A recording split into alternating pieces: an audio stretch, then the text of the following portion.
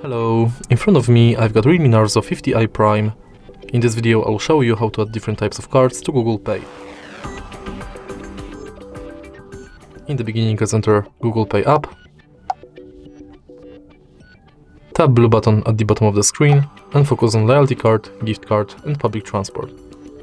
Firstly, let's enter loyalty card and select loyalty card you would like to add, for example Payback Poland. Now you can scan your card or enter details manually. Tap Save and it's done. Now let's select gift card, which is similar to loyalty card because you have to select a shop, enter card number, PIN, balance, your notes and tap Save. And the last card you can add is public transport. If you are able to find your public transport selected, you'll be redirected to a website where you have to finish the inside form.